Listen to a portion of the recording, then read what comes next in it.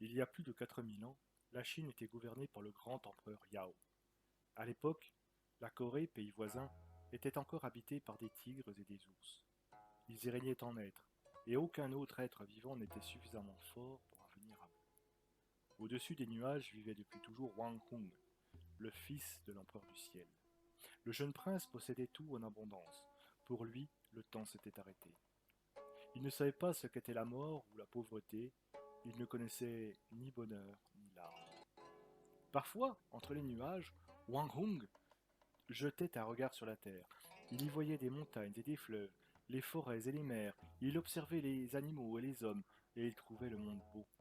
Alors il devenait mélancolique. Ah, que ce serait beau, se disait-il, de descendre sur la terre et de fonder un royaume au pays du matin calme. Wang Hung soumit son désir à son père, et l'empereur du ciel lui en donna l'autorisation. 3000 génies célestes accompagnèrent le prince sur la terre. Wang Hung apparut avec sa suite au sommet de la grande montagne blanche dans la province méridionale de Pyongyang, en Corée. Là, à l'ombre d'un puissant santal, il tint conseil. Vous, génie du ciel, témoignez que je suis Wang Hong, le fils de l'empereur du ciel. Mon père m'a conféré puissance divine. Je veux prendre possession de ce pays, et dès ce jour, je serai le roi de l'univers, que tous les êtres vivants m'obéissent. Les génies s'inclinèrent devant le roi et obéirent à sa volonté. Wang Hong nomma 3 gouverneurs, le général des vents de la tempête, le maître de la pluie et le maître des nuages. Il régna avec le raid, et tous les êtres se plièrent à sa volonté.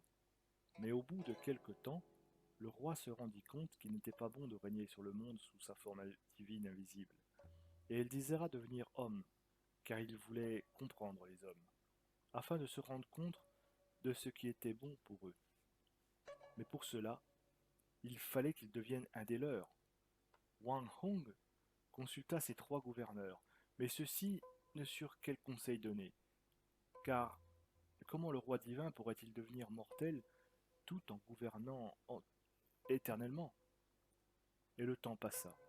Un matin, Wang Hong surprit une conversation entre un ours et un tigre qui s'étaient rencontrés sur la grande montagne blanche que les hommes devaient plus tard appeler Miao Yang San. Le roi apprit ainsi que le plus cher désir de ces 2 animaux était de devenir des hommes. Alors Wang Hong éleva la voix, qui gronda comme le tonnerre dans une caverne. Apeurés, le tigre et l'ours s'aplatirent à terre. Si vous voulez devenir des hommes, cria le roi, il faut que vous mangiez 20 gousses d'ail et que vous mastiquiez des fruits de l'armoise. Et évitez ensuite, pendant 3 fois 7 jours, la lumière du soleil. Lorsque vous sortirez de votre cachette, vous serez des hommes. L'ours et le tigre s'inclinèrent devant le dieu invisible et suivirent son conseil.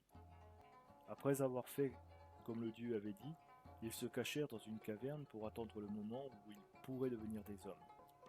L'ours s'endormit, mais le tigre ne cessa d'arpenter impatiemment la cachette.